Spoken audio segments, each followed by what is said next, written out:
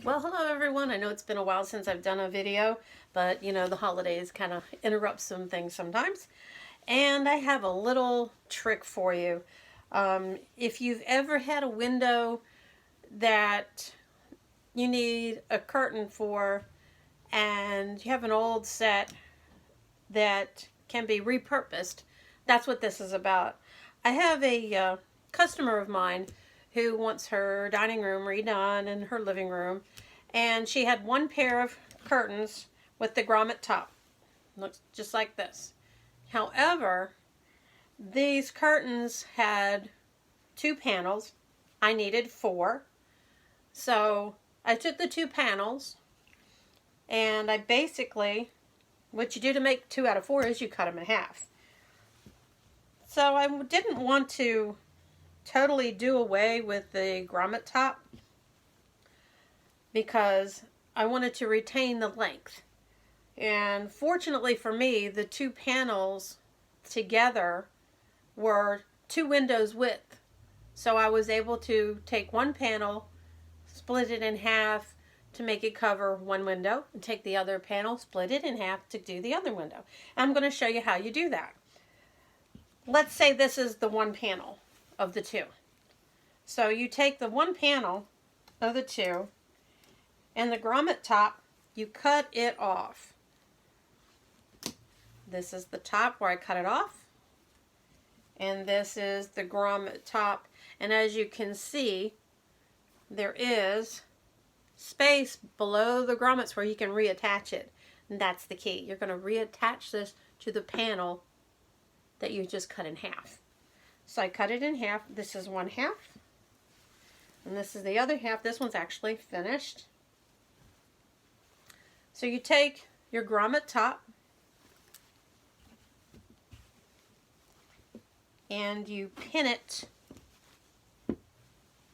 You're going to pin it right sides together. I've got this upside down. Oh, there it goes.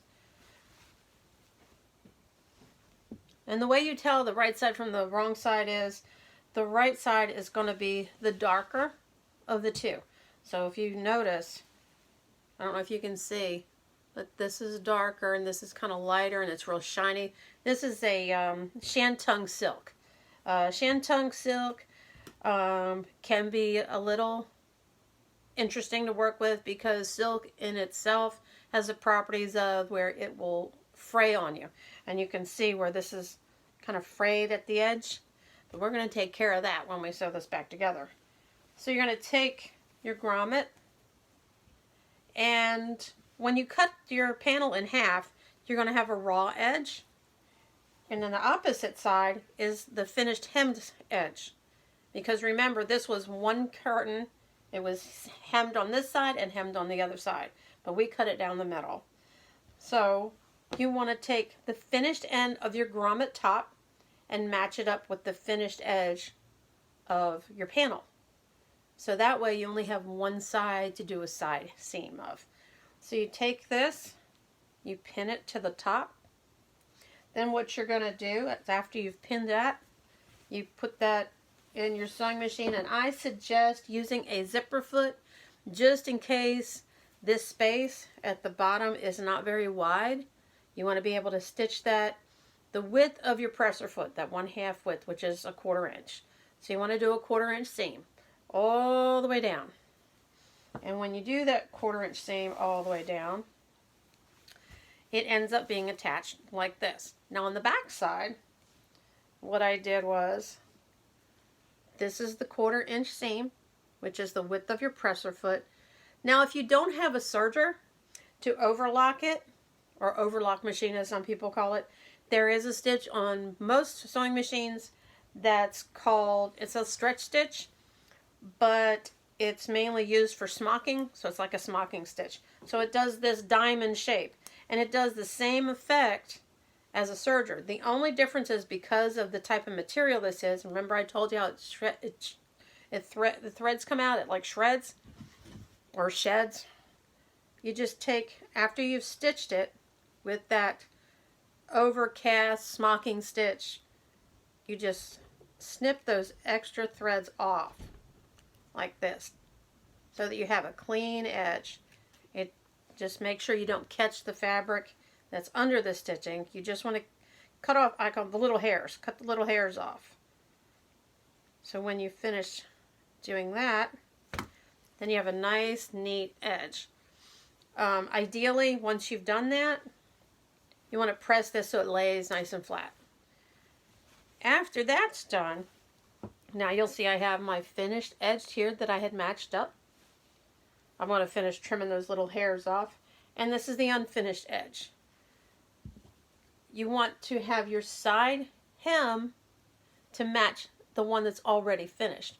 So you measure it. This one is about an inch, 7/8 to an inch wide. So I'm going to fold over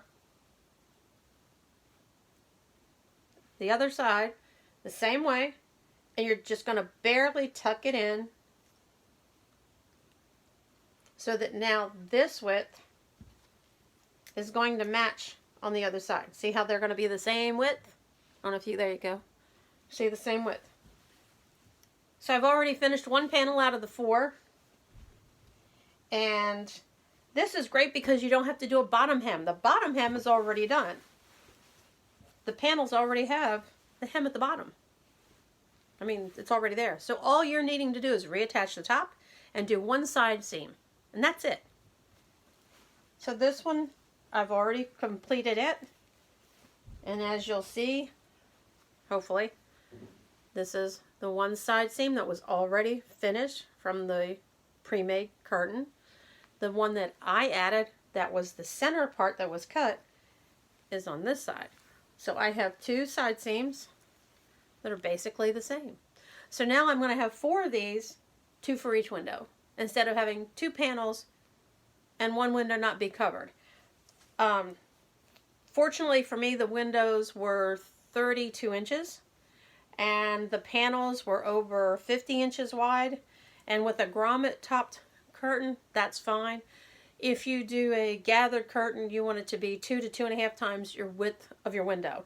So if your window is 32 inches, ideally you want to have 64 to 72 inch width for gathering. If you're doing a gathered on the rod, these are going to have a special topper made for them, and I'll cover that. How you do a valance topper, real easy one. This is actually going to be the topper.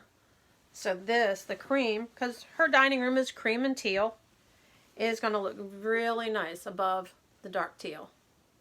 And I'll show you how to do those next time.